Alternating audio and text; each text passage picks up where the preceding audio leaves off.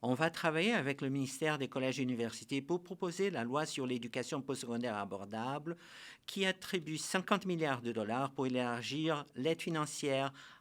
Vous avez bien entendu, c'est une élève du secondaire dans le rôle de première ministre au programme de simulation du Parlement de l'Assemblée législative, où les élèves comme Suzelle ont la chance de marcher dans les pas des députés, littéralement. C'est un plaisir de se tenir où les députés se sont tenus et de voir ce qu'ils voient quand ils siègent en chambre. Et on prend cette attitude et on éprouve un sentiment de confiance en soi incroyable. Pour te dire, je pensais que ce serait l'inverse, je pensais que je serais paralysée de stress et j'étais toute tremblante, mais on sent cette confiance et c'est l'excitation. Et on veut parler et on veut écouter les opinions des autres, c'est vraiment incroyable. Selon Suzelle, on apprend beaucoup. Cette expérience est une source d'inspiration. La première chose, c'est que j'ai adoré le rôle de première ministre. Et dans l'édifice, on ne voit que des portraits d'hommes. Il n'y a qu'une seule femme qui est représentée. Je suis heureuse d'avoir eu cette occasion en tant que femme. Cela me tient à cœur. Dans le fait d'être première ministre, nous avons élargi les possibilités pour les femmes et leur chance d'endosser de tels rôles et d'avoir enfin une voix. Cela compte vraiment beaucoup pour moi. Le programme de simulation du Parlement existe depuis 2013 et est ouvert aux élèves de toute la province de la 10e à la 12e année. Ils doivent soumettre une candidature pour représenter leur circonscription. Nous essayons de rassembler le plus d'élèves de plus de circonscriptions possible. Cette année, 115 élèves ont été choisis. Ils remplissent d'abord individuellement un questionnaire de spectre politique et sont répartis dans les partis A, B et C. Ensuite, ils rédigent une déclaration de parti, puis font campagne entre eux pour élire un ou une chef de parti ou un ou une chef de parti adjoint.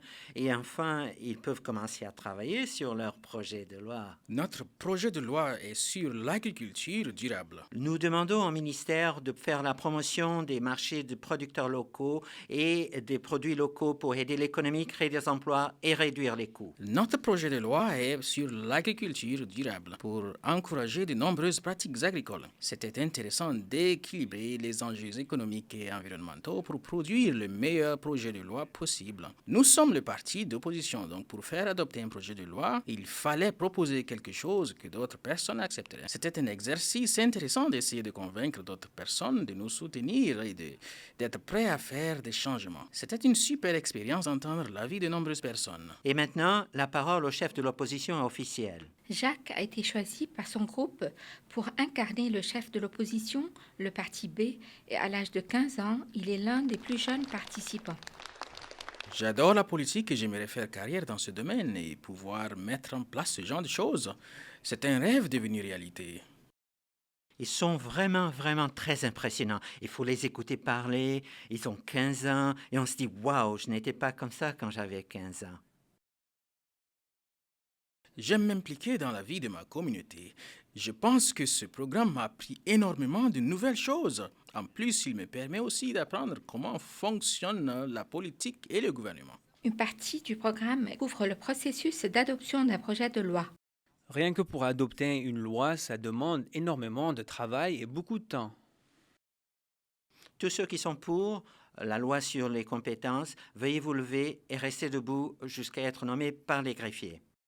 Le parti de Brandon a déposé un projet de loi visant à réintroduire l'enseignement en économie domestique qui a été adopté lors du grand jour. Pour 61, contre 43, je déclare la loi adoptée.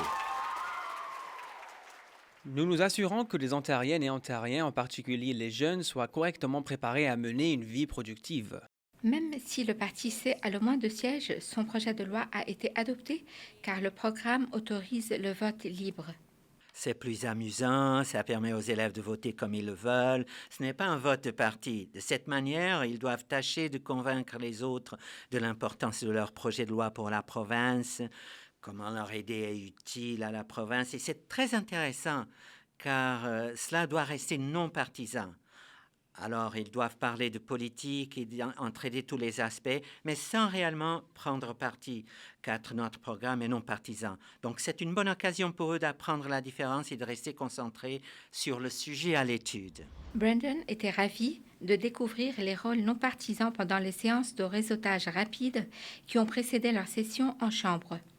C'était super d'écouter leur expérience et ce qui les a amenés à travailler ici. C'est intéressant de se rendre compte des innombrables possibilités qui existent au sein de l'Assemblée. Je suis très curieux de découvrir, vous savez, les organisations et institutions que je ne connais pas ou que je connais peu, mais tout ce que je sais pour le moment, c'est qu'il y a différentes voies à explorer. Cela comprend un aperçu du rôle de la lieutenant-gouverneure de l'Ontario.